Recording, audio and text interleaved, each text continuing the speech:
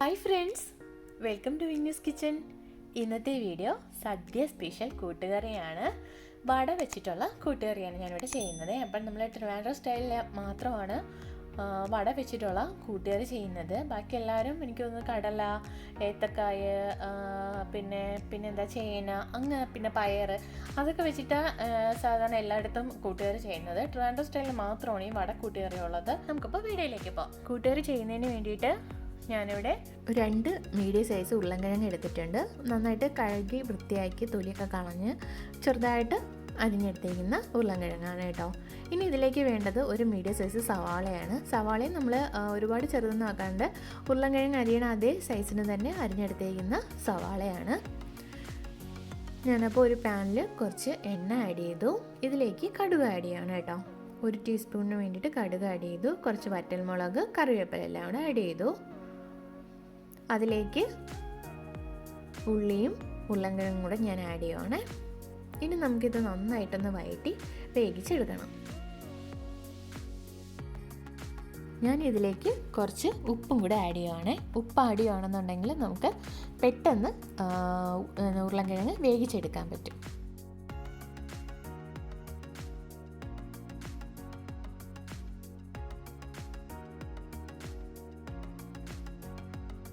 ഇതൊന്ന് അടച്ചും കൂടെ വേവിക്കാം. അപ്പോൾ അതിൻ്റെ ആ ഒരു സ്റ്റീമിൽ ഇരുന്നിട്ട് പെട്ടെന്ന് നമുക്ക് ഉരുളൻകിഴങ്ങ് വെന്ത് കിട്ടും.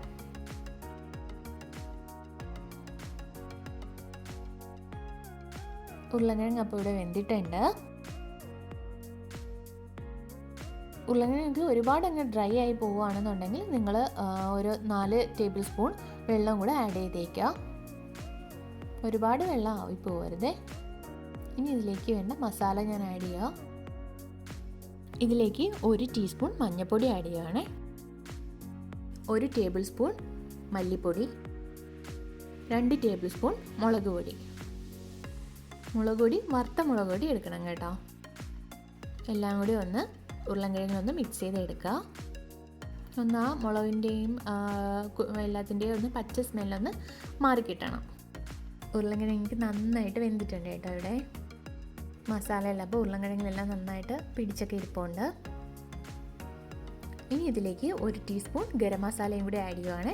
മസാല ആഡ് ചെയ്യുമ്പോഴത്തേക്കും നമ്മൾ ലാസ്റ്റ് ആഡ് ചെയ്താൽ മതി. മുളകൊക്കെ ആഡ് ചെയ്യുന്ന ടൈമിൽ ആഡ് ചെയ്യുവാണെങ്കിൽ അതിൻ്റെ മണം അങ്ങ് പോകും. അപ്പം നമ്മൾ കൂട്ടുകറിക്ക് ഒരു പ്രത്യേക മണമാണ് അല്ലേ സദ്യക്കൊക്കെ ആഡ് ചെയ്യാൻ പറ്റും. അപ്പോൾ മസാല നമ്മൾ ലാസ്റ്റ് ആഡ് ചെയ്യണമെങ്കിൽ കുറച്ചുകൂടെ നല്ലൊരു മണമായിരിക്കും കൂട്ടുകറിക്ക്. ഇനി ഞാനിതൊന്ന് ലോ ഫ്ലെയിമിലോട്ട് മാറ്റുക. ഇനി ഇതിലേക്ക് വേണ്ടിയിട്ടുള്ള വട ഒന്ന് ഫ്രൈ ചെയ്തെടുക്കണം. ഇതിന് വേണ്ടിയിട്ട് ഞാനിവിടെ 1/4 കപ്പ് ഉഴുന്ന് തലേ ദിവസമേ വെള്ളത്തിൽ കുതിർത്തിട്ട് നന്നായിട്ട് അരച്ചിവിടെ എടുത്തിട്ടുണ്ട്. നമ്മൾ എത്ര ഉരുളൻകിഴങ്ങൊക്കെ എടുക്കുന്നോ അതിനനുസരിച്ചുള്ള ക്വാണ്ടിറ്റിക്കുള്ള ഉഴുന്ന് വേണം നിങ്ങൾ ഇതിലേക്ക് വടയ്ക്ക് വേണ്ടിയിട്ട് അരച്ചെടുക്കാൻ. ഇതിലേക്ക് വേണമെങ്കിൽ നിങ്ങൾക്ക് കറിവേപ്പില ആഡ് ചെയ്യാം. കുറച്ച് കറിവേപ്പിലയും ലേശം ഉപ്പും കൂടെ ആഡ് ചെയ്തെടുക്കുക കേട്ടോ. അപ്പോൾ ഉപ്പ് ആഡ് ചെയ്യുന്നത് അത് വിട്ടുപോയി ക്യാമറയിൽ നിന്ന് വീഡിയോ എടുത്തപ്പോഴത്തേക്കും. നിങ്ങൾ കുറച്ച് ഉപ്പും കൂടി ആഡ് ചെയ്തോളണേ. ഇനി ഇത് ഇതേപോലെ ഒരു പാനിൽ കുറച്ച് എണ്ണ ഒഴിച്ചിട്ട് ഓയിലൊന്ന് ചൂടായതിന് ശേഷം കുഞ്ഞു കുഞ്ഞു ബോൾ മാതിരി നമ്മളിതിനൊന്ന് ഫ്രൈ ചെയ്തെടുക്കണം. ഒരുപാട് വലിയ സൈസിന് ഫ്രൈ ചെയ്തെടുക്കരുത്. ഇതേപോലെ ചെറിയ ചെറിയ ബോളായിട്ട് വേണം ഫ്രൈ ചെയ്തെടുക്കാൻ. വട കൂടി നമ്മൾ മസാലക്കൂട്ടിലേക്ക് ആഡ് ചെയ്യുമ്പോഴത്തേക്കും നല്ലൊരു മണവും ടേസ്റ്റും ഒക്കെയാണ്. നമ്മൾ അതിനകത്ത് വട ആഡ് ചെയ്തെന്നും കൂടി പറയത്തില്ല കേട്ടോ. അത്രയ്ക്ക് ടേസ്റ്റാണ് കൂട്ടുകറിക്ക്.